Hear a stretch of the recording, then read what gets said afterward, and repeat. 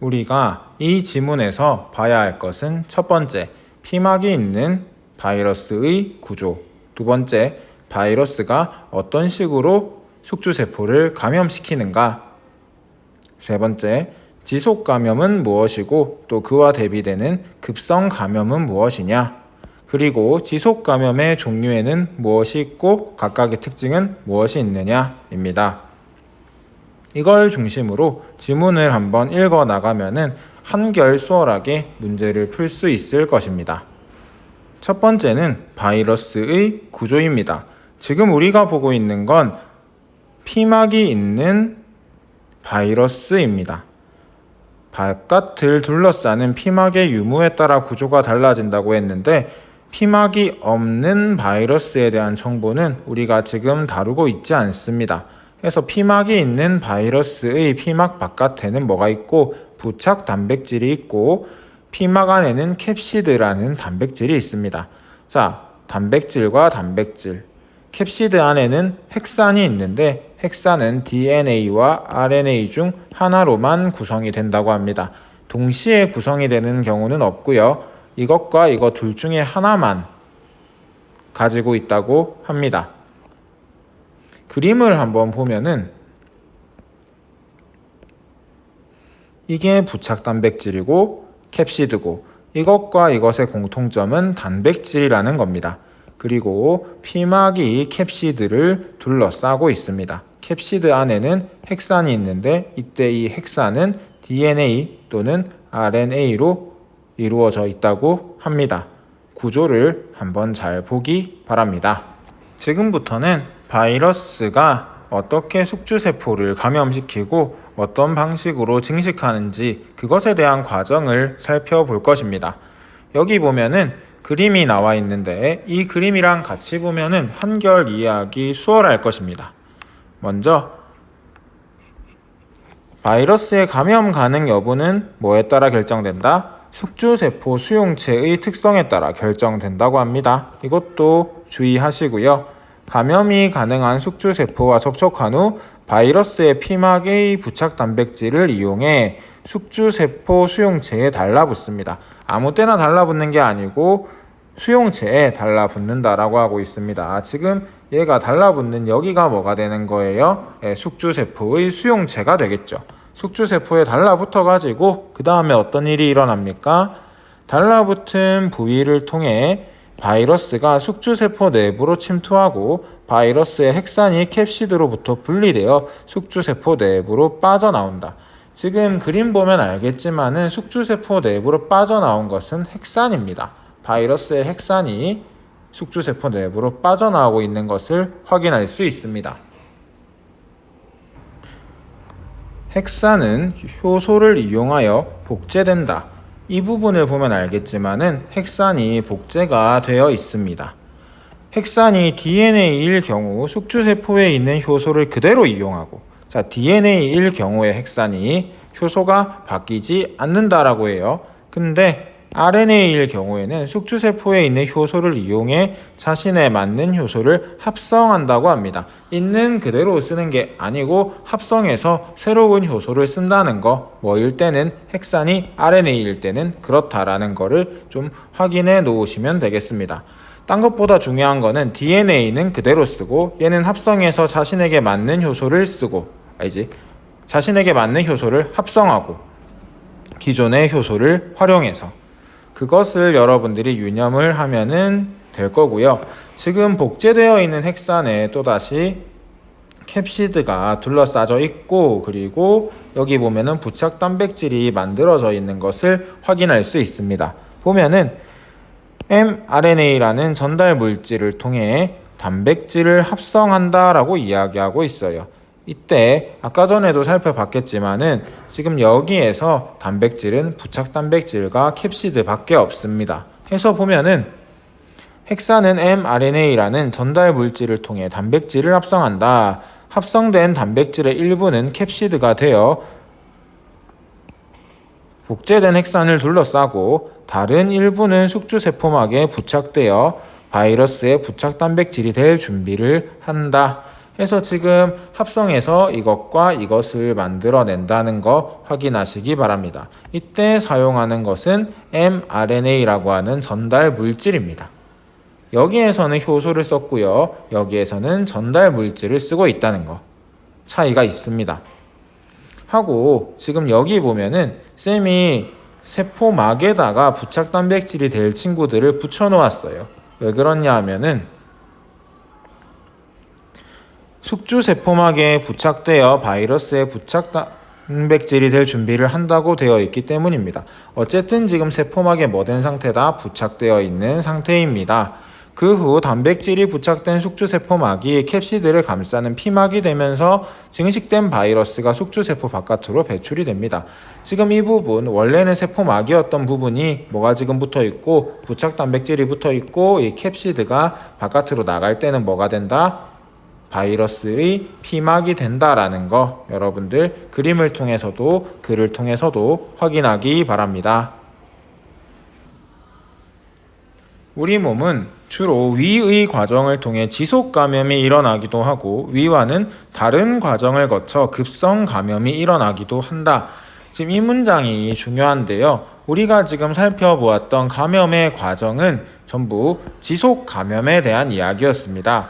급성 감염에 대한 이야기가 아니었다는 거 확인을 하시고요. 지금 우리가 보고 있는 거는 어떤 감염이다? 지속 감염이었다라는 거.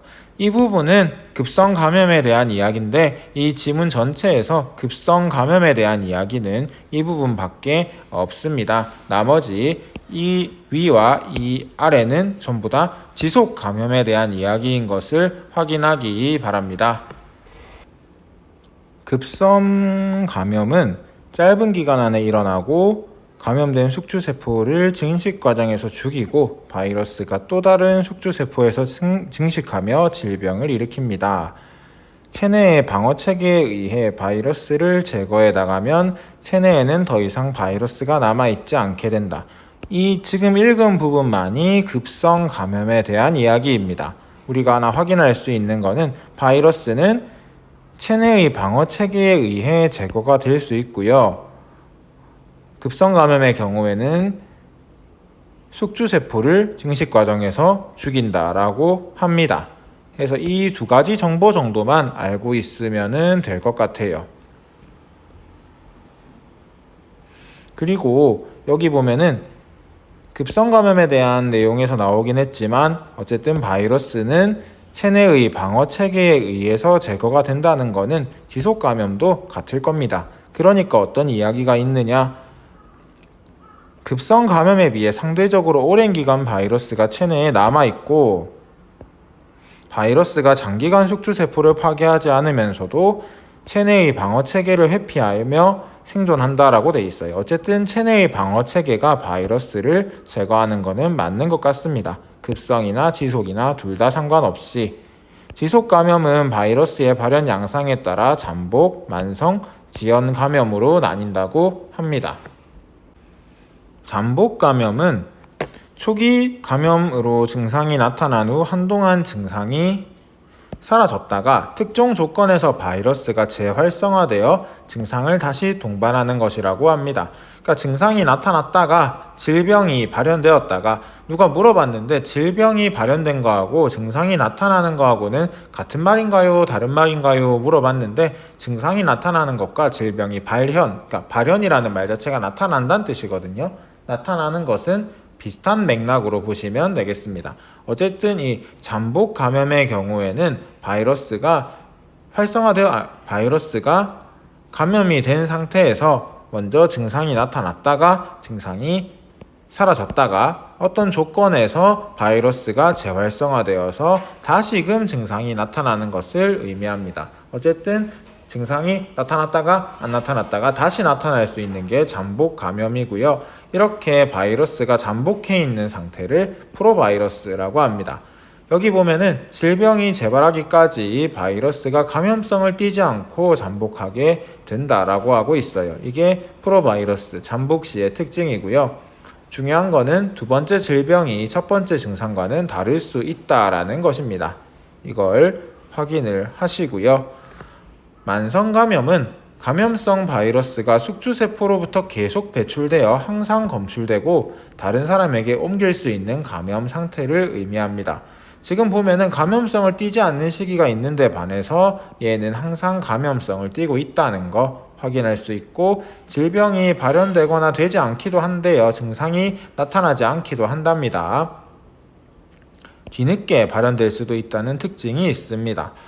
이게 지금 만성 감염에 대한 내용인데, 이거 두 개를 비교하면은 증상이 나타났다가 안 나타났다가 다시 나타나는데 두 번째 증상은 다를 수 있고, 얘가 잠복기에는 바이러스가 감염성을 띠지 않는다라고 합니다. 그에 반해 만성 감염은 질병이 발현하거나 증상이 나타나거나 나타나지 않기도 하고요. 뒤늦게 발현할 수도 있는데 항상 무엇을 띠고 있다? 감염성을 띠고 있다라는 거. 다른 사람에게 항상 옮길 수 있다라는 거. 그걸 좀 기억해 주셨으면 합니다. 지연 감염은 장기간에 걸친 거고요. 반드시 특정 질병을 유발한다고 하니까는 이거 세 개를 비교해서 여러분들이 공부를 하면은 되겠습니다. 36번 문제에 대한 질문이 몇 가지가 들어왔었기 때문에 한번 이야기를 하겠습니다.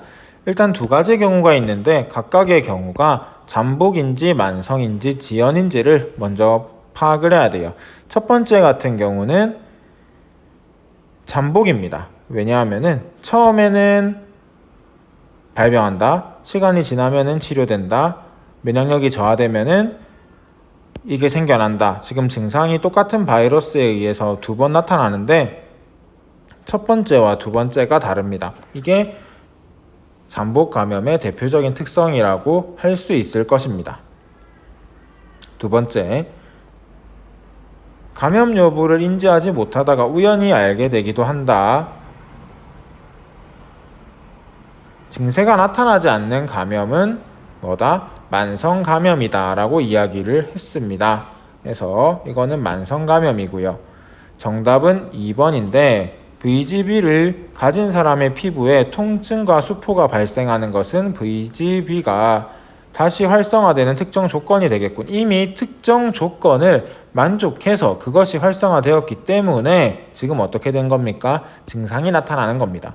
이거는 활성화돼서 나온 증상이지 활성화되는 조건이 아니라는 이야기입니다. 그걸 좀 기억을 했으면 합니다. 자, 5번에 대해서 누가 물어봤는데, 질병이 발현되는 상황이라면 모두 체내에 잔류한 바이러스가 주변 세포를 감염시키고 있겠군이란 이야기가 나오는데, 일단 감염이 돼 있다라고 하는 거는 바이러스가 지금 증식하고 있다는 이야기가 됩니다. 근데 바이러스는 숫자를 증식시키려면은 뭐 해야 돼요? 숙주세포를 감염시키고 그 숙주세포를 이용해서 증식을 해야 돼요. 그래서 이 말은 맞는 말이 되는 것입니다. 자, 여러분들 마지막으로 한 번 더 강조하는데, 이 지문은 피막이 있는 바이러스에 대한 것이고 피막이 없는 바이러스에 대한 정보는 없습니다. 그리고 지속 감염에 대한 이야기가 대부분을 이루고 있고 급성 감염에 대한 이야기는 많지 않습니다. 어떤 것이 급성 감염에 대한 이야기인지 한번 보시고요. 지속 감염이든 급성 감염이든 일단은 바이러스를 체내에서 제거하는 것은 체내의 방어 체계라는 것도 우리가 꼭 확인하기 바랍니다. 피막이 있는 바이러스의 구조에서 부착 단백질과 캡시드가 공통적으로 단백질로 이루어져 있다는 것도 유념하기 바라고요.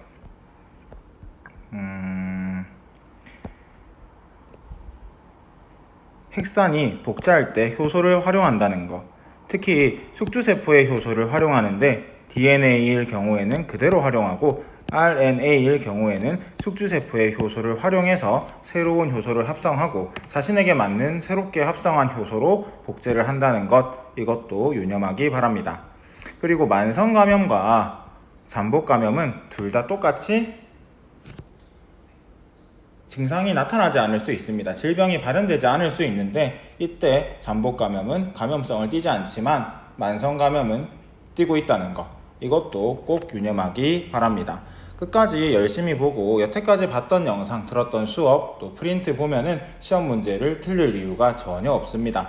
열심히 준비하기 바랍니다.